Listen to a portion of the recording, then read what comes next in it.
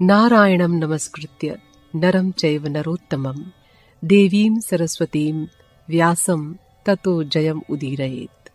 अंतर्यामी नारायण स्वरूप भगवान श्री कृष्ण और उनके सखा नररत्न अर्जुन, उनकी लीला प्रकट करने वाली भगवती सरस्वती और उसके वक्ता भगवान व्यास को नमस्कार करके आसुरी संपत्तियों का नाश करके अंतःकरण पर विजय प्राप्त कराने वाले महाभारत का पठन और श्रवण करना चाहिए। नमस्कार, चलिए शुरू करते हैं आज की कथा। संपूर्ण जगत की सृष्टि करने वाले स्वयंभू ब्रह्मा जी रावण के पितामह थे। उनके परम प्रिय मानस पुत्र पुलस्त्य जी थे। पुलस्त्य जी की पत्नी का नाम था गौ। उससे वैश्रवण अर्थात कुबेर नामक पुत्र हुआ। वो पिता को छोड़कर पितामह की सेवा में रहने लगा। इससे पुलस्त्य को बड़ा क्रोध हुआ और उन्होंने योग बल से अपने आप को ही दूसरे शरीर से प्रकट किया। इस प्रकार आधे शरीर से रूपांतर धारण कर पुलस्त्य विश्रवा नाम से विख्यात हुए। वे वैश्रवण पर सदा कुपित रहा करते थे, किंतु ब्रह्मा जी उस पर प्रसन्न थे, इसलिए उन्होंने उसको अमरत्व प्रदान किया, धन का स्वामी और लोकपाल बनाया। महादेव जी से उसकी मित्रता कराई और नलकूबर नामक पुत्र प्रदान किया। उन्होंने राक्षसों से भरी लंका को कुबेर की राजधानी बनाया और उन्हें इच्छानुसार विचरने वाला एक पुष्पक नामक विमान दिया। इतना ही नहीं, ब्रह्मा जी ने कुबेर को यक्षों का स्वामी बना दिया और उसे राज की उपाधि भी दी। पुलस्त्य के आधे देह से जो विश्रवा नामक मुनि प्रकट हुए थे, वे कुबेर को कुपित दृष्टि से देखने लगे। राक्षसों के स्वामी कुबेर को ये बात मालूम हो गई कि मेरे पिता मुझ पर नाराज हैं, इसलिए वे उन्हें प्रसन्न करने का प्रयत्न करने लगे। उन्होंने 3 राक्षस कन्याओं को पिता की सेवा में नियुक्त किया। वे बड़ी सुंदरी और नाचने गाने में निपुण थीं। तीनों ही अपना भला चाहती थीं, इसलिए एक दूसरे से लाग डांट रखकर सदा महात्मा विश्रवा को संतुष्ट करने का प्रयत्न किया करती थीं। उनके नाम थे पुष्पोत्कटा, राका और मालिनी। मुनि उनकी सेवाओं से प्रसन्न हो गए और प्रत्येक को लोकपालों के समान पराक्रमी पुत्र होने का वरदान दिया।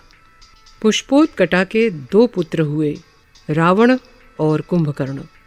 इस पृथ्वी पर इनके समान बलवान दूसरा कोई नहीं था।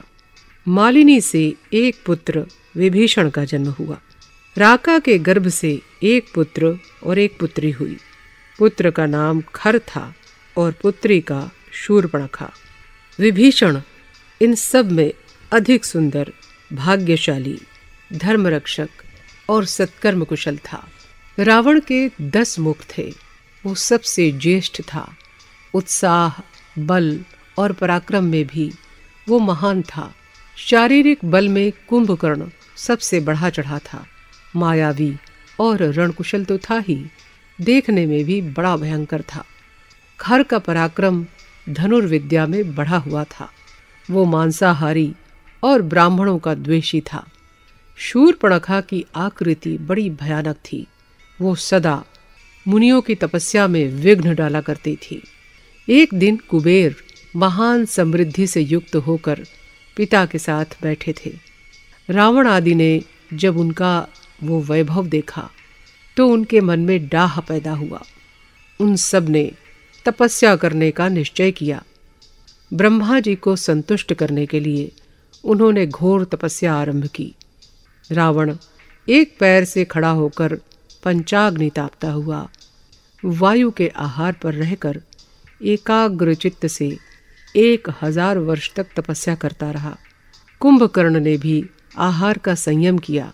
वो भूमि पर सोता और कठोर नियमों का पालन करता था। विभीषण केवल एक सूखा पत्ता खाकर रहते थे। उनका भी उपवास में ही प्रेम था। वे सदा जप किया करते थे। कुंभकर्ण और विभीषण ने भी उतने ही वर्षों तक कठोर तप किया। खर और शूर्पणखा ये दोनों तपस्या में लगे हुए अपने भाइयों की प्रसन्न चित्त से सेवा करते थे। 1000 वर्ष पूरे होने पर रावण ने अपने मस्तक काट काट कर अग्नि में उनकी आहुति दे दी। उसके इस अद्भुत कर्म से ब्रह्मा जी बहुत संतुष्ट हुए। उन्होंने स्वयं जाकर उन सबको तपस्या करने से रोका और सबको पृथक पृथक वरदान का लोभ दिखाते हुए कहा, पुत्रों, मैं तुम सब पर प्रसन्न हूँ, वर मांगो और तप से निवृत्त हो जाओ। एक अमरत्व छोड़कर जो जिसकी इच्छा हो मांग ले, वो पूर्ण होगी।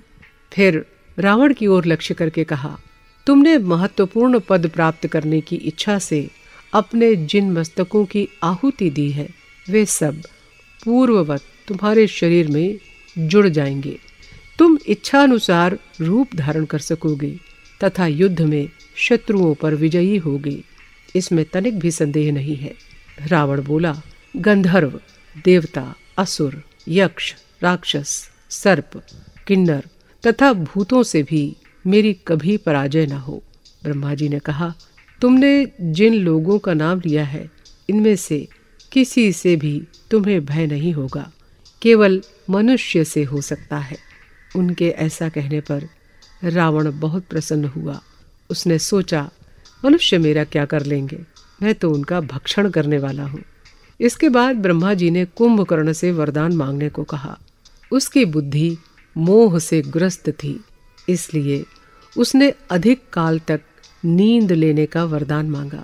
ब्रह्मा जी उसे तथास्तु कहकर विभीषण के पास गए और बारंबार कहा, बेटा, मैं तुम पर बहुत प्रसन्न हूँ, तुम भी वर मांगो। विभीषण बोले, भगवन, बहुत बड़ा संकट आने पर भी कभी मेरे मन में पाप का विचार न उठे तथा बिना सीखे ही मेरे हृदय में ब्रह्मास्त्र के प्रयोग की विधि स्फुरित हो जाए। ब्रह्मा जी ने कहा, राक्षस योनि में जन्म लेकर भी तुम्हारा मन अधर्म में नहीं लगा है, इसलिए तुम्हें अमरत्व का भी वरदान दे रहा हूँ।